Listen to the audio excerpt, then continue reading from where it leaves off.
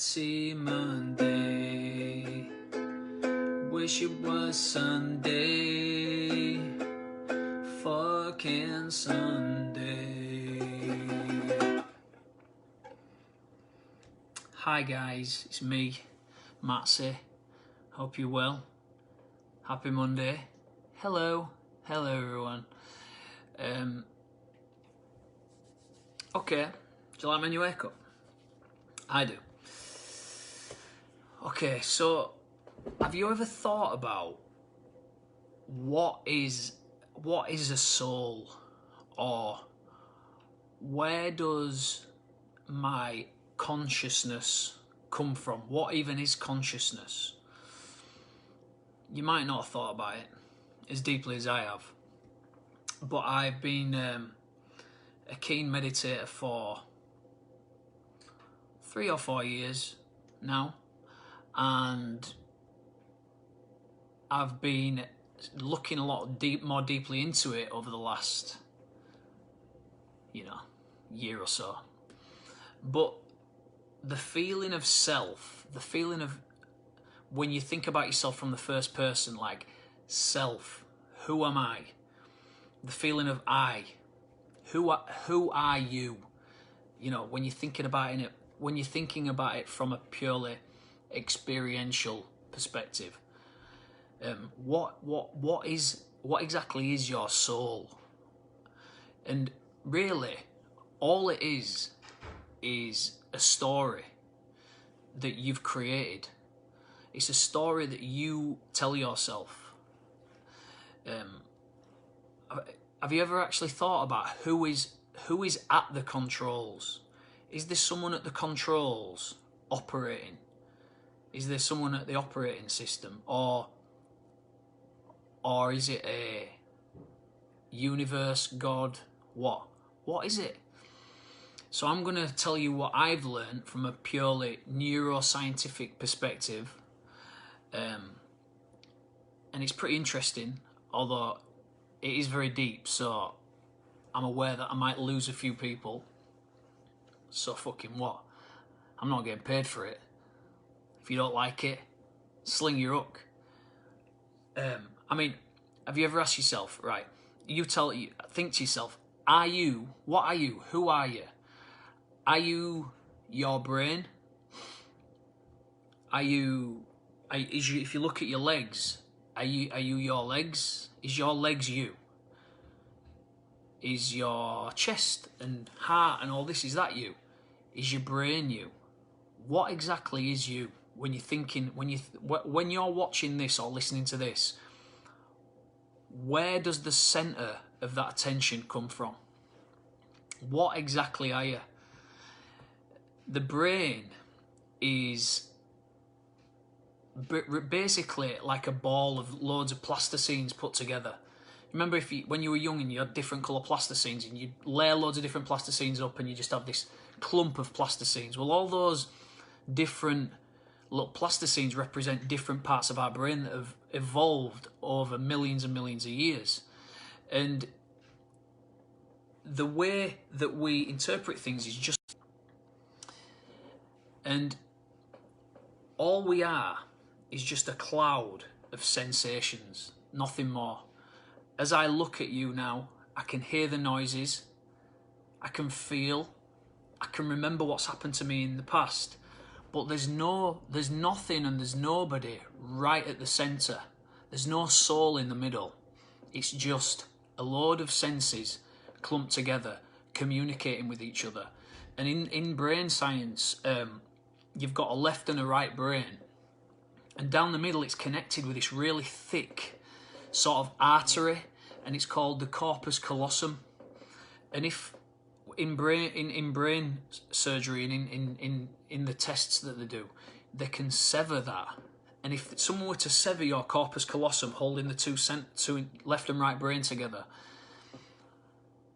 you'd still operate as a normal person. You'd literally operate as two different people in the same body simultaneously. It's crazy, but I won't go too much into that. Is there a seer? As you look at this now, is there a seer behind your eyes? Or is there just the fact of seeing? Is there a hearer somewhere in the middle? Or is there just hearing? What you'll find is there's nothing in the middle. If you point at something now, here's an experiment.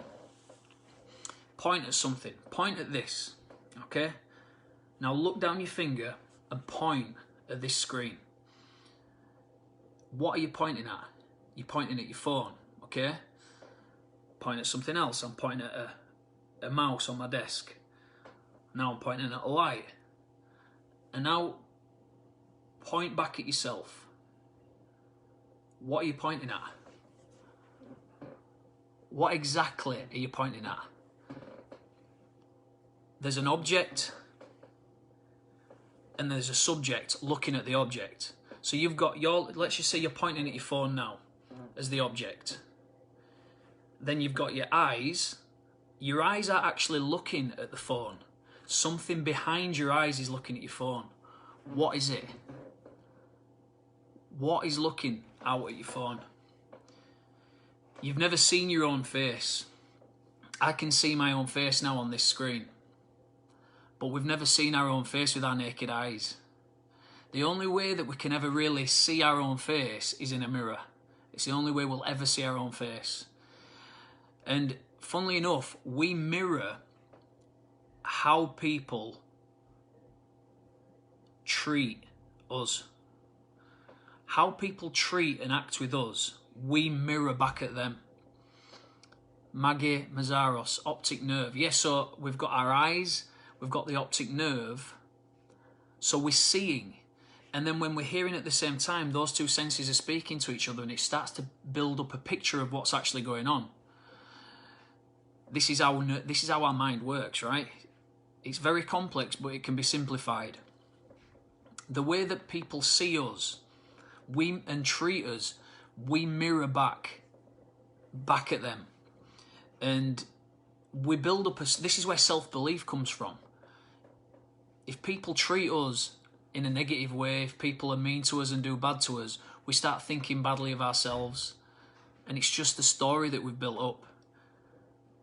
All we do is build up a story because all we have is our senses, our sight, our hearing, our touch.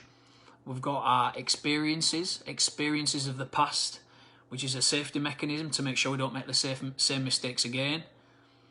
We've got our experiencing self now and our remembering self. And that is literally all we have. And those things are talking to each other. And when you really peel back the onion, you peel that onion right back of all the different layers of senses and memories and everything, all there is at the centre of it is just pure awareness with all the stories missing. And this is what meditation is so good for. It's about accessing that without the story. It takes time and patience. How we think on a day-to-day basis builds up a story in our minds of who we are and how life is. This